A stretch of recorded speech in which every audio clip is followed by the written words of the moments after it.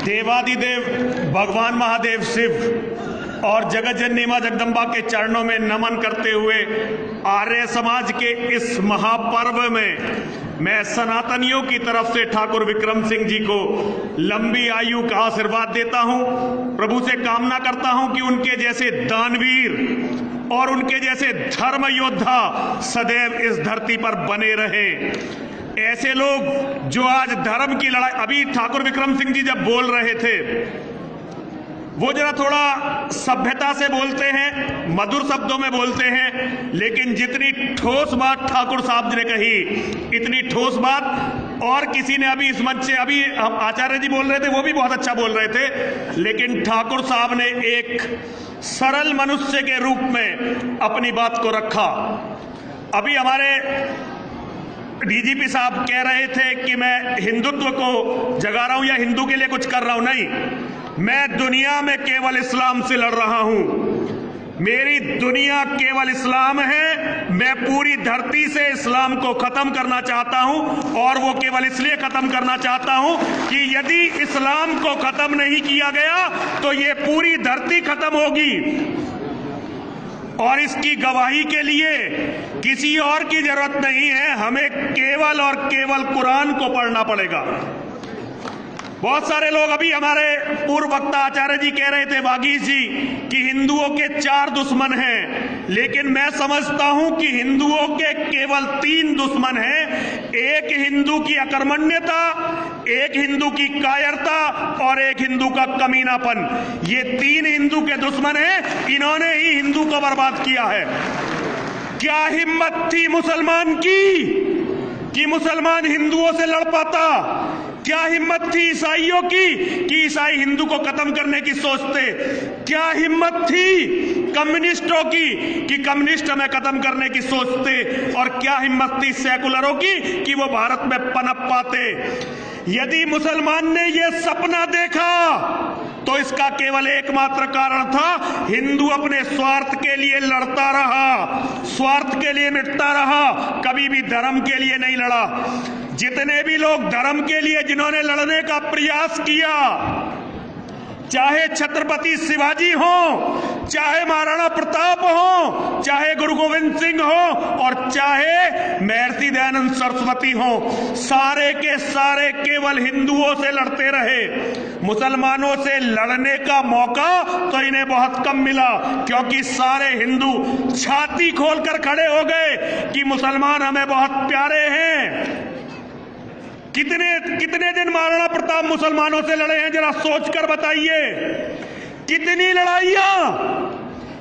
लड़ाइयां शिवाजी ने मुसलमानों से लड़ी हैं, जरा मुझे सोचकर बताइए। गुरु गोविंद सिंह के सामने चमकौर की जब लड़ाई हो रही थी, 10 लाख का लश्कर था। गुरु गोविंद सिंह केवल अपने 2 बेटों के साथ और 40 खालसाओं के साथ लड़ रहे थे, तो उस 10 लाख के लश्कर में जो वजीर खान के साथ लड़ रहा था, 22 हिंदू राजा अपनी पूरी ताकत के साथ वहां लगे हुए थे, जिनका एक लक्ष्य था कि आज गोविंद सिंह का कत्ल करना है। जितनी भी आज तक फौजें लड़ी, अंग्रेज कितना आया इस देश में, हम ईसाइयों की बात करते हैं।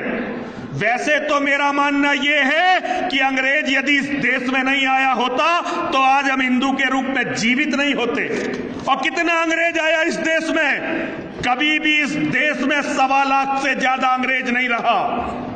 1.25 लाख या 1.5 लाख, इससे ज्यादा अंग्रेज कभी नहीं रहा। हिंदुओं को गुलाम किसने बनाया? हिंदुओं को गुलाम हिंदुओं ने बनाया। हिंदुओं को कभी ना अंग्रेज हरा सका, ना हिंदू को कभी मुसलमान हरा सका। महमूद गजनवी जब अफगानिस्तान से चला तो उसके पास 20,000 लोग थे, और 20,000 लोग उसने कैसे इकट्ठे किए? उसने अफगानिस्तान में डुगडुगी पिटवाई। सारे राजा नहीं था कोई महमूद गजनवी। भारत पर राज करने से पहले इस्लाम का कोई राजा नहीं था। जिसे ये खलीफा कहते हैं, वो खलीफा केवल लुटेरों का सरदार हुआ करता था।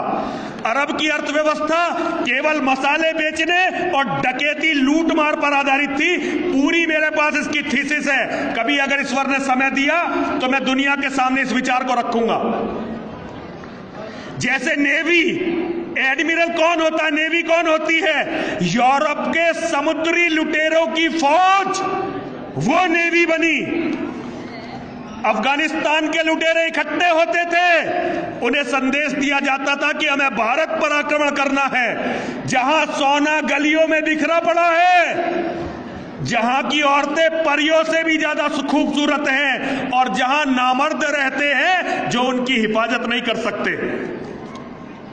महमूद गजनबी गारंटी देता था अपने सरदारों को कि तुम मेरे साथ भारत चलो, भारत में बहुत बड़ा वर्ग है जो तुम्हारे स्वागत के लिए खड़ा हुआ है। मुसलमानों की फौजें, लुटेरों की भूखी नंगी फौजें, उनके पास केवल तलवार हुआ करती थी और घोड़े हुआ करते थे। जब वो भारत को लूटने के लिए चलती थी तो यहां बहुत सारे राजा अपने पड़ोसी को हराने के लिए, अपने भाई को हराने के लिए, अपने साथी रिश्तेदारों को हराने के लिए उस फौज के साथ लग जाया करते थे। आज भी हम उसी मनोवृत्ति से लड़ रहे हैं। आज भी जो शासन है, आज भी शासन ना ईसाइयत से लड़ रहा है, ना इस्लाम से लड़ रहा है, ना कम्युनिज्म से लड़ रहा है। जहां भी कहीं अत्याचार हो रहा होगा तो केवल और केवल हिंदू संगठनों पर हो रहा होगा। जब तक हिंदू अपने धर्म को नहीं समझेगा, जब तक हिंदू अपने धर्म को नहीं मानेगा। अच्छा, हिंदुओं की बात तो छोड़ो, मैं आर्य समाजियों से पूछना चाहता हूं, यहां सनातनियों में तो केवल मैं ही हूं। सनातन धर्म का मानने वाला ये कह सकता है कि उसे तो पता ही नहीं है कि धर्म क्या है, क्योंकि सनातन धर्म के मंदिरों में अभी बात चल रही थी कि मंदिरों का ट्रस्ट इस सरकारों के पास है। अरे ये बताओ, जो ट्रस्ट सरकारों के पास नहीं है उन्होंने क्या कर लिया, उन्होंने क्या करके दिखा दिया? सनातनियों को कभी चाणक्य के बाद, जगत गुरु शंकराचार्य के बाद कोई बताने वाला आया ही नहीं कि तुम्हारा धर्म क्या है। उन्होंने तो केवल मंदिर में घंटी बजाकर लोगों का मूर्ख बनाकर केवल पूजा पाठ आडंबर के माध्यम से धनोपार्जन को ही धर्म समझा है। लेकिन महर्षि दयानंद सरस्वती को आए हुए अभी कितना समय हुआ है?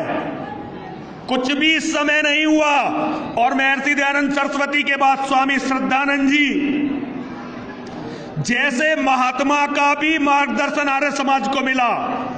लेकिन आज आर्य समाज की क्या दुर्दशा है? जो हिंदू समाज के अवगुण थे उनमें से ऐसा कौन सा अवगुण है जिससे आज आर्य समाज बचा हुआ है? संस्थाओं पर कब्जा करना, एक दूसरे को चोर बताना, मंचों पर इस्लाम और ईसाइयत के खिलाफ कुछ न बोलना, जमीन पर कोई आंदोलन खड़ा न करना, केवल चुटकुले छोड़ना। मैं क्षमा चाहता हूं, यह मंच ऐसा नहीं है, लेकिन आज आर्य समाज के नाम पर भी वही हो रहा है जो पाखंडी सनातन के नाम पर कर रहे थे। जिस पाखंड से लड़ने के लिए महर्षि दयानंद सरस्वती खड़े हुए, मैं देवी मंदिर का महंत हूं, लेकिन मैं छाती ठोक कर कहता हूं कि मेरे धर्म की लड़ाई की सबसे बड़ी प्रेरणा यदि कोई है तो वह सत्यार्थ प्रकाश है। मैंने सत्यार्थ प्रकाश को पढ़कर धर्म के लिए लड़ना सीखा। सत्यार्थ प्रकाश कहता है, एक बेटे के होने से तो बेटे का ना होना अच्छा है। कितने आर्य समाजी हैं आज जिनके 2 बेटे हैं? मैं सबकी बात नहीं कर रहा, लेकिन जनरली जिस बीमारी से आज से आर्य समाज के जन्म से पहले जिस बीमारी से सनातन धर्म ग्रस्त था, आज आर्य समाज भी उस बीमारी से ग्रस्त या तो हो चुका है या होने जा रहा है। जो समाज आत्मचिंतन नहीं करता और जो समाज प्रगति की तरफ नहीं चलता, वो समाज नष्ट हो जाता है। इस्लाम नष्ट होगा जरूर।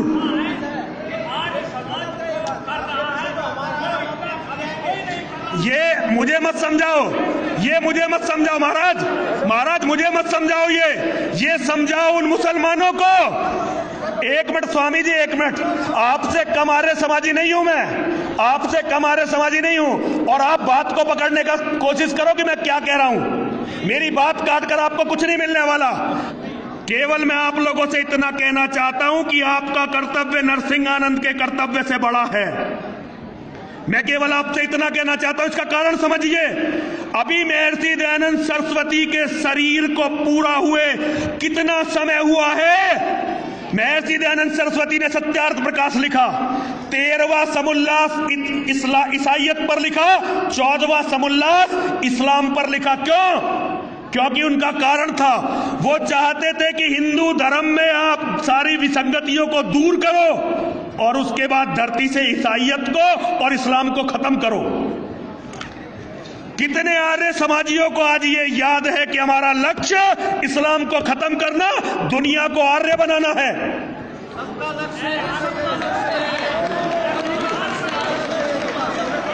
लक्ष्य कहने से साधन नहीं होते, लक्ष्य कर्मों में दिखाने पड़ते हैं। लेकिन देश इस्लामिक राष्ट्र बनने के कगार पर है।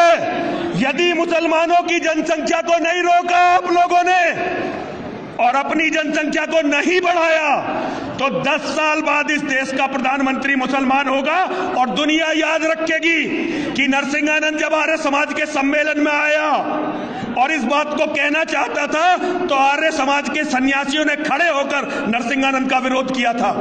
आज अपने कर्म करके दिखाइए स्वामी जी, मुझे जवाब मत दीजिए, मैं तो आपके शिष्य से भी कम योग्यता रखता हूं। दयानंद सरस्वती को जिसने दिल में धारण करा है, उसके छोटे से छोटे शिष्य से भी कम योग्यता मेरी है। लेकिन मैं ये कहना चाहता हूं, यदि देश पर इस्लाम का कब्जा हुआ, यदि इस धरती पर इस्लाम का कब्जा हुआ, तो दयानंद सरस्वती को जाकर क्या मुंह दिखलाओगे, ये सब सोच लेना। सबको प्रणाम करता हूं। गलत कहा नहीं मैंने कुछ, लेकिन अगर बुरा लगा तो क्षमा भी चाहता हूं।